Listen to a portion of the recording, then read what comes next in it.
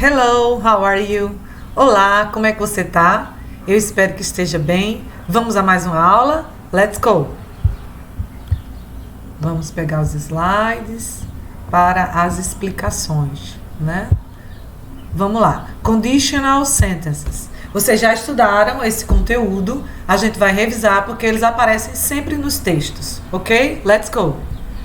A oração condicional, if clause, expressa uma condição e vem sempre ligada a uma oração principal, a main clause, tá? Então vamos lá. Observe que as três iniciais são as if clauses, né? Veja lá. If it is sunny, I will go to the beach. If I knew how to drive, I would buy a car. If I had known it, I would have told him the truth. Então vamos lá. Se está ensolarado, eu irei à praia. Se eu soubesse como dirigir, eu compraria um carro. Se eu soubesse disso, eu teria contado a ele a verdade. Veja, traduzido ao pé da letra, a última oração ficava assim, ó. Se eu tivesse sabido. A gente não fala isso assim, né? A gente em português fala, se eu soubesse disso, eu não teria falado a ele a verdade, tá certo? Aliás, eu teria falado para ele a verdade. Observe uma coisa, as partes que estão de verde. Veja lá, antes da vírgula e depois da vírgula, né? A frase que é if clause e a frase principal. Veja lá. Se a frase condicional, ela está no presente, ó, is, eu usei na outra frase will. Se está no passado, ó, knew, eu usei na outra frase would. Se está no passado perfeito, had known, eu usei na outra frase would have. Grave isso para poder você entender e responder as atividades, ok? Let's go! As estruturas condicionais geralmente expressam uma condição provável e são chamadas em inglês de first conditional. If I have money, I will buy a car. Se eu tivesse dinheiro, eu comprarei. Se eu tiver dinheiro, eu comprarei um carro. Presente, ó, I have, usei will buy. Condição improvável são chamadas em inglês de second conditional. If I had money, aliás, if she had money, she would travel abroad. Se ela tivesse dinheiro, ela viajaria pelo exterior. Veja, tivesse, had, passado do verbo have. Aí a outra oração depois da vírgula for com would. Tá vendo? Condição impossível são chamadas em inglês de third conditional. Aí eu tenho, ó, if he hadn't left early, he would have received the message. Se ele não tivesse saído cedo, ele teria recebido a mensagem. Observem a terceira oração. Eu tenho hadn't left. É passado perfeito. Aí a outra oração depois da vírgula ficou would have. Certo? Só, eu vou falar novamente para que isso fique fixado na sua memória, tá certo? Veja lá. Have, primeira oração, eu usei na segunda oração will. Presente, eu usei will. Na segunda oração, had, passado, depois da vírgula, eu usei would. E o verbo, travel, né? Na terceira oração, eu tenho passado perfeito, had not left. Depois da vírgula, eu usei would have received. Ok? Let's go. A if clause pode iniciar ou terminar a frase. É necessário vírgula quando ela inicia a frase. Por exemplo, if I need money, vírgula, I will call my father. Se eu precisar de dinheiro, eu ligarei para o meu pai. Mas vou inverter, veja. I will call my father if I need money. Eu ligarei para o meu pai se eu precisar de dinheiro. Tá vendo, pessoal? Não mudou o sentido das orações. Só para você saber que se eu começo com a condicional, eu uso uma vírgula para separar as duas. E se eu começo com a frase principal, né? Vamos dizer assim, aí eu não preciso de vírgula. Tá vendo? O if, ele fica no lugar da vírgula. Vamos dizer assim, né? Let's go. E na negativa? Vamos lá, bem fácil. A negativa de will é won't, de would é wouldn't. If, eu esqueci do if aí, tá vendo, pessoal? Fica assim, ó. If it is not sunny, I won't go to the beach. Se não estiver ensolarado, eu não irei à praia.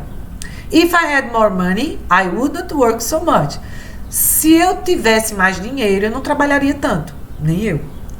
If I had known, she would have told him. Se eu soubesse, ela não teria contado para ele. Tá vendo, pessoal? Então, veja lá. Will, negativa won't, e would, negativa wouldn't. Let's go? Come on. Activity. Complete the sentences with the correct conditional structure. structures. Use the information in parentheses. Completa as sentenças com a estrutura condicional correta. Use a informação do parênteses. Veja bem, dentro do parênteses a gente tem os verbos. Então, você vai usar esses verbos e antes deles você vai colocar will, would ou would have. Quando você usar o will, a primeira oração tem que estar no presente. Quando você usar o would, a primeira oração tem que estar no passado. Simples. E se você for usar o would have, aí tem duas coisas. A primeira oração tem que estar no passado perfeito e você vai botar would have e usar o particípio desse verbo que está no parêntese. Se ele for um verbo regular, como study, ele vai ficar studied.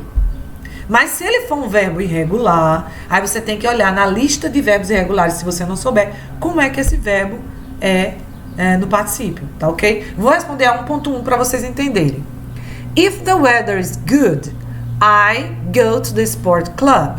Se o tempo está bom, eu irei para o clube de esportes, ou clube esportivo. Veja, the weather is, está no presente. Aí eu vou botar na segunda oração o will. Aí vai ficar assim, I will go. O verbo não altera do parênteses. Essa mesma oração, se no lugar de is fosse was, passado. Se o tempo estivesse bom, aí eu iria colocar assim, I would go. Tá certo, pessoal? Agora veja 1.2. Vou dar o exemplo do passado perfeito. Veja. If he had not written, she be worried. Veja. Se ele não tivesse escrito, ela teria ficado preocupada. Veja. Passado perfeito na primeira oração. Então, na outra oração, she vai ficar assim. Would have. E o particípio de be, que é been. B-E-E-N. Tá? Vou repetir. If he had not written, she would have been worried. Se ele não tivesse escrito, ela teria ficado preocupada. Ou, né? Então, vamos lá. Observe a 1.3, eu tenho o verbo no passado, ó, were. Na 1.4, eu tenho o verbo arrives, ele está no presente, tá vendo? Na 1.5, eu inverti as orações, como você viu no slide anterior. Né? Então ficou assim, ó, I would buy. Então veja bem, se tem would buy, então na outra oração eu vou botar o passado do verbo do parêntese. Então eu nem vou usar o will nem o would, tá bom? Nessas aí mudam, né? Então 1.6, she will improve, né? Aí eu vou usar will, né? Aí o verbo lá do parêntese vai ficar só o verbo no presente. Na 1.7, se você for usar o will, é o will no primeiro espaço e o verbo do parêntese no segundo. Se você for usar o would no primeiro espaço e o verbo do parêntese no segundo. Se for would have no primeiro espaço e o verbo do parêntese no segundo. Ok? Então vamos lá. As outras orações, ó. Had known, passado perfeito, e had done, passado perfeito. Então, você vai usar aqui e os verbos vão ter que alterar, tá? Visit é um verbo regular e go é um verbo irregular. Ok, pessoal? Eu espero que vocês tenham entendido as explicações. Deixa eu só minimizar aqui e voltar a minha imagem. Eu tirei esse conteúdo de um livro chamado New Simplified Grammar, ou uma gramática nova simplificada, que é bem simples, tá? Como o próprio nome já diz, para facilitar o entendimento para vocês. Qualquer dúvida, vocês podem mandar para mim, tá certo? Que eu vou procurar tirar as dúvidas de vocês. See you next class. Bye bye.